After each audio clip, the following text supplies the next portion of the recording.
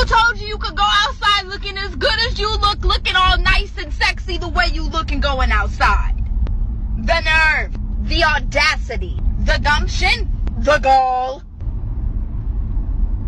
I think women are mistaking wanting to be a trad wife and a stay-at-home girlfriend with just wanting universal basic income. Women are getting on this app and being like, I'm so tired from all this endless labor and minimal reward and these high costs of living. I wish a man would just provide for me. There is a man that should be providing for you. He should be providing for all of us. His name is Joe Biden. No, thank you. No, thank you. That's all. That will be out today. Are you sure? I promise. Thank you so much. You too. Hey, babe, good boy. Yeah. So we're sitting here on the side of the road, and my husband is changing the tire on this older gentleman's truck. We were driving to go do something and saw him pulled over, and he needed help changing his tire. And so we stopped. And it got me thinking, I'm sure glad I married a man who pulls over for people and changes their tire, even when he's got stuff to do. I'm telling you right now, when you choose a man to marry, there's two very small but important things to keep in mind. One, make sure you marry a man who has a tangible blue-collar skill. He does not have to be a blue-collar man. He doesn't have to work in a blue-collar industry, but he needs to be able to do something tangible with his hands and his mind. It could be digging ditches, it could be building fences, it could be working on cars, or it could be fixing dishwashers. But make sure you marry a man who can do something with his hands and his mind in conjunction with each other. And marry a man who stops and changes tires on the side of the road.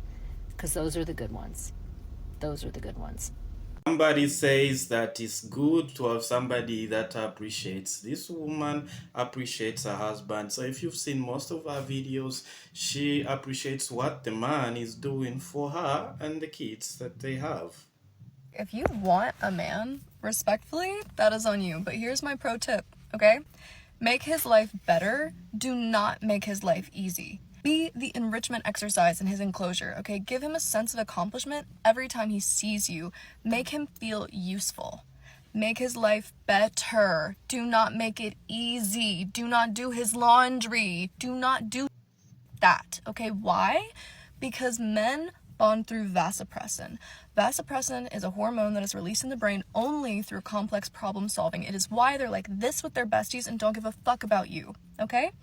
Because they're solving problems with their boys and they're just laid up pillow talking with you. That is how women bond. Oxytocin is how women bond. That is why you get caught with the man you're sleeping with and he's like, yada yada. Why would he? Babe, you're not in his head. Sometimes, like, you ever just look at yourself and be like, I'm so pretty. Holy shit.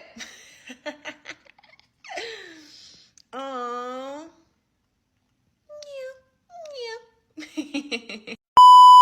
I find myself wondering why men don't talk to me, why I've been single my whole life. And then I realized that I feel 10 times sexier dressed like a 6-year-old boy than I do in my best dress and heels. And look, I could even show a little stomach with it. Like, I'm sorry. I'm serving right now.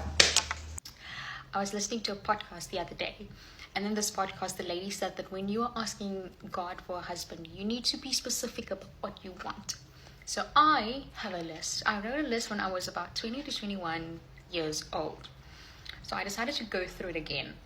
I'm not even going to count all of the qualities or things that I'm looking for, because we have page 1, we have page 2, we have page 3. We have page 4. So for those people who ask why I'm single, this is why. But these aren't unreasonable things. I mean, loyalty towards me, respects me, he listens to me, he's adventurous, he's family orientated, he's protective, he is someone I can trust, he respects women, he makes an effort to have a relationship with my family, he's family orientated. I mean, The reason you're attracted to these bad boys is because subconsciously you just think that he's going to protect you, and you want someone that isn't going to be so nice or good to everyone else, but he's going to be so good to me and all this kind of stuff. Trust me, honey, I get it. But when you look at the deeper issue, it's something within you. It's usually a trauma response to something you went through when you were a kid or sometime in your life. And when you actually heal that, you realize that you're not even attracted to that. It's more about the feeling that you think that they're going to give you. But when you realize a really good man can also give you security and safety, then you start looking at these bad boys and you're like, I am not attracted to you, because being attracted to you, I already know what the outcome will be with that. I already know that. That's what happens in your 20s. In your 20s, you spend most of your time being run through by the Pookies and the Ray Rays. And then when you reach 30, that's when you'll be like, oh no, I have some inner work enough to work on this on myself. And that's when you start changing. You say you want a good man in your 30s, when you want to settle down. I mean, it happens all the time. It's going to be so much drama, and it's going to be, you just know. So when you feel like you're attracted to that, honestly, do the inner work, do shadow work, write down things that still trigger you when people talk about it, or write down things that you feel like you continuously say without realizing, like, oh, I never had a dad around, or my parents got divorced and that really effed me up. Why? Like, sort that out, and then you'll know how to move on from that, and then that's how your life will get better. If you don't heal your traumas, you're going to be stuck in the same thing, and guess what? History is going to keep repeating itself until someone breaks the curse. Spoil and cater to your man. I've been saying it and I'm going to keep on saying it. So why y'all not doing it? Because it's free. I'm telling you. Motivate and encourage him. Free. Show some appreciation. Free. Compliments. Free. Consideration. Free. Be his cheerleader. Have his back. Free. Loyalty. If he lost it out today, make sure he know that he ain't gonna lose you too. Free. Listen to him. Talk to him with respect. Free. Be quiet and watch the game with him. Free. If he got hair, wash his hair. Rub his head. Rub his beard. And that's just light stuff. Listen, if you really want to be some pressure, get him tickets to see his favorite team play. You know he like the grill. Buy him that Blackstone. Let him come home to a home-cooked meal. Buy him some cologne. Surprise him to a day out at the gun range. And if you really want to do a little razzle-dazzle, get him that lift kit. Now, I know I lost y'all with some of that. And some of these things ain't even about spoiling a man. It's about treating your partner well, tending to them, loving on them as he loves on you. This ain't slavery, baby. It's an honor. There are men out there that have even 2 jobs for them to provide for their family. They are doing so much for their family.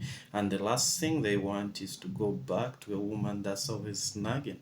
They want to go to a home that's so welcomed. They want to eat fresh home-cooked food and all that. I mean, it's the basic things that most of the men are asking for, and you see that, okay, if you start doing those things, these guys will really appreciate you.